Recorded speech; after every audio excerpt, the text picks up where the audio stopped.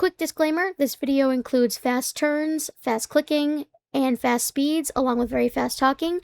If you do not like or are very sensitive to things like that, please click out of this video now. This video was made very last minute in terms of how fast the narration is, so if that is something that you are not used to or do not like, please click out now.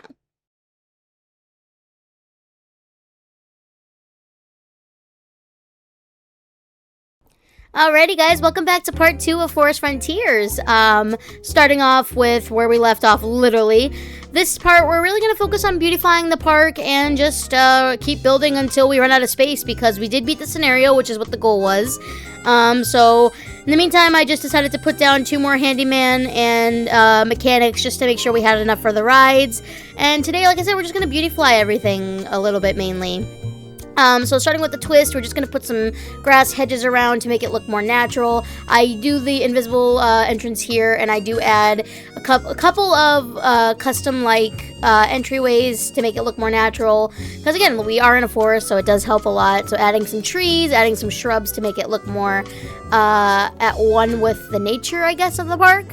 I did fix the path up again. I do like the aesthetics of having the regular paths be queue lines. Not every ride obviously will have that, but for the most part, I just think it fits and it looks a lot more realistic, and not every ride is going to have like a full-on queue specifically.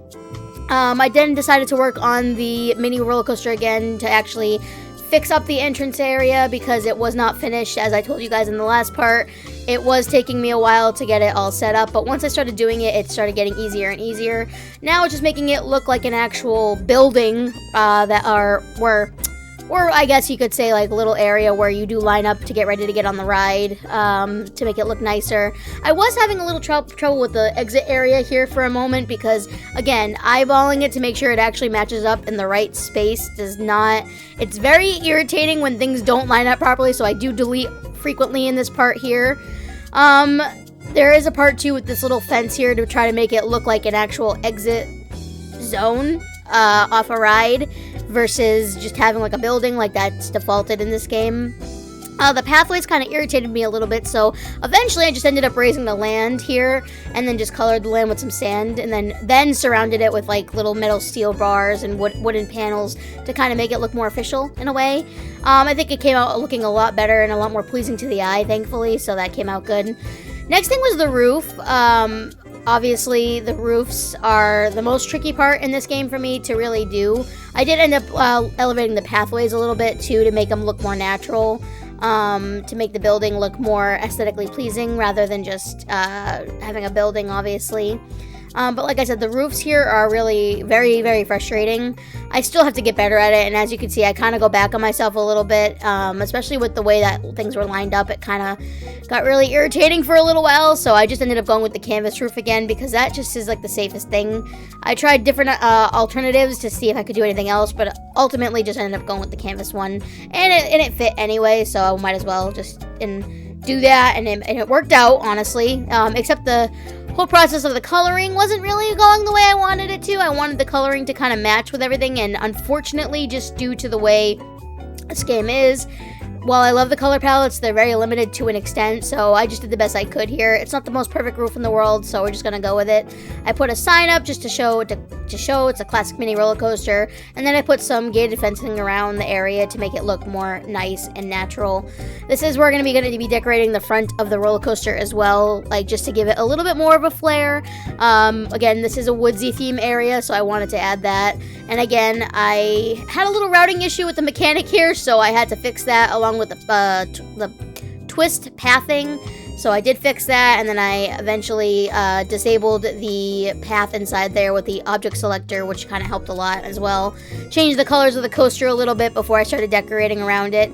Now, the coloring of the coaster was something I didn't want to keep completely similar to the actual building layout, so I did fix that as well, along with adding, I should say, the paths around the queue line to make it look more natural as well, and make it look more developed alongside the ride. So again, this is a lot of work in progress. You can see my mind twisting and turning and also changing its mind halfway through a lot of this, so bear with me. I added some bushes to the beginning of the park, or not the park, the coaster rides, with some flowers and some shrubs to try to make it look more foresty, and then I added the blue and orange flowers to kind of match with the building theme, so that kind of made me feel a little bit more aesthetically pleasing, I guess, if you wanted to call it that.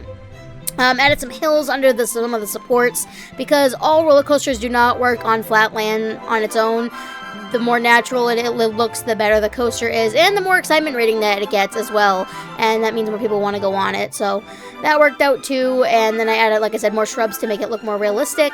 I kind of expanded out the food court area a little bit for more benches, because it didn't seem like there was a lot of benches for people to sit on. And then I added a little fountain area with some more shrubs to make it, again, more live-like. That little opening over there, I did end up putting a second information kiosk eventually there, just to sit there, you know, thinking it would help. Eventually I ended up getting rid of it again. You'll see it later on in this part.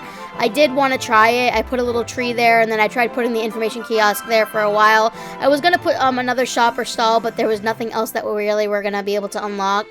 And then I was going to put an observation tower, and I gave up halfway through. I ended up lowering the price on the log flume because, again, guests were complaining about the prices, which also just drives me nuts, as is. It's just, again, Forest Frontiers has the most limited amount of scenery because it is the first scenario in this whole game. So it is going to be a little bit harder to do. And then it just, after a while, I just got bored of the no entry signs. I had to lower the price of the pirate ship, which was also frustrating, along with the merry-go-round. And I did increase the speed, the spins that it does, just to get more people on it, thinking it would increase the excitement rating. And then I ended up changing the whole path in the beginning as I went on. This is, like I said, this was the hard part, deciding on which ride to do. So I ended up just going with a spiral slide because it's very simple, quick 50-cent type of ride for people to go on. Originally, I was going to have it connect to the main path on its own without having a queue line, but I figured a queue line would be nice just to stack people up and not have to worry about them resetting because they hit an empty line. It was just a big hassle. And now we're going to be working on our first looping roller coaster. This is a very simple ride design. I just wanted to have something that guests would go on. You know, I like looping roller coasters that have a cool little, they can go from side to side, and they don't fully connect to anything. They don't connect to themselves to the end of the station from station to station. Instead, this is just going to be a ride that goes up, and then slides back down over a loop and back to the station. I think these are really fun to do. They're very expensive, so I do run out of money a couple times, and I do have to take out a loan, so that's the only downside. I didn't want this to be that fancy. I just wanted it to be a cool little steel ride. I don't see myself going super crazy with designs like this for looping roller coasters. Plus, a lot of times looping roller coasters can be pretty expensive to manage, especially if you're low on money. As you can see, I'm gone into the negatives a little bit, so I had to pull out a bank loan. I had to wait for money to get back up at certain points, and I just ran out of patience here, so I ended up deleting that information kiosk that I put down because it was just giving me more hassle than nothing. So here is where I mess around with a couple of the settings. The powered launch mode is very fun, but it's also very you don't know what to expect here. So as you can see, the first part went fine. That all went fine, but I knew if the guests went on it, the weight of the ride would increase, and it would cause the ride to possibly crash. So I kept adjusting until I found the right settings for the park. Eventually I started working on the path. I do mess around with this path a lot in the same setting. I start with just a main path like this. I don't like how the official path finally came out, but I went with it in the meantime just to keep it where I needed it. I'm not happy with it even after finishing it, and this is not even the full finished product, I should say.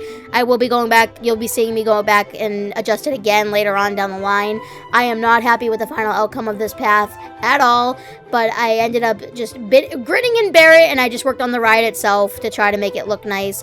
And fortunately, a lot of guests started going on it even before I started adding scenery to it, which is really good. So I kind of wanted to make this more like of a ride that would have like a little quick tunnel where you shoot up, and then it just kept going and going. Myself, I'm not a big looping roller coaster fan in real life. Loops freak me out. Anything that spins makes me really sick to my stomach, so I'm not able to go on them. However, I do like making them in the Roller Coaster Tycoon world because they're very popular with the guests in the game, and they also give really good money output depending on the situation. So here's where I just do a couple more decorating of the ride to make it look nice. Did struggle a little bit more again because this is where I start getting really slow. I slow down a lot with the scenario because there's just so much that I could be doing that I just haven't had a chance to fully do. It's a lot. I'm not like any other probably designer on Roller Coaster Tycoon who have been doing speed builds like this. They probably are much more. They're better at this than I am, so it's not like I'm 100% knowledgeable on it. I just do what I think looks nice, and if I don't, get the full outcome that I want, I just move on and call it a day from there. As you can see, trying to put this little platform underneath the little drop here, it was very irritating because it doesn't look natural, and obviously because of the supports not being under it, but there was no other way to make it look more realistic without getting rid of what I was trying to hope for. So I ended up just messing around with this for a little bit, and I'm not really proud of how it came out either, but you know what, I just wanted to make it look somewhat decent, and that's all we're gonna do. There's nothing else I could have done to fix that, so I wasn't gonna adjust it more than I already did. I tried, and look, I was already getting frustrated just trying to do certain stuff, so I just ended up leaving it alone anyway. So that's that. It's just going to be hanging in midair, and just pretend you don't see it and pretend there's a support underneath it. That's all I can say. I started just adjusting the path around, and like I said, I did end up fixing this path at least once afterwards, and you'll see me do that in just a second. Again, working on this stuff. This is where I started getting a little bit lazy on how I did things, just because I already beaten the scenario and I was looking forward to just moving on to the next one. And I probably might just end that one. I was going to work on more of the scenario at some point, but I think this is a good, stopping point. I was going to do a wooden roller coaster, but unfortunately, because I waited so long, I don't think I would be able to do it again. So I think this is a good place of completion for this park. Again, I could be wrong. I don't know yet. We'll see what happens. But as you can see, I kind of messed with the path a little bit more because I can never make up my mind. And then that's when I decided, you know what, I'm just going to decorate the area around it. It's the only way it's going to look good, and that is the only explanation for my cause here. So this is where I start putting in fences, and I start coloring the terrain a little bit to make it look a little bit more natural in order to make it look somewhat decent. So that is going to be the end of this part. If this is the last of Forest Frontiers, I will let you guys know. I think it probably will be, but I'm going to let this rest of this play out so you can see the end. If worst comes to worst, we'll just move on to the next scenario. But if you guys enjoyed this episode, please leave a comment down below. Let me know what you think, and what you think I could have changed, what you think I could have named some of these rides, and let me know your favorite ride down below in the comments. I appreciate all of you for watching, and I will see you all in episode 2 officially. So thanks for watching, guys. I'll see you all next time. Bye.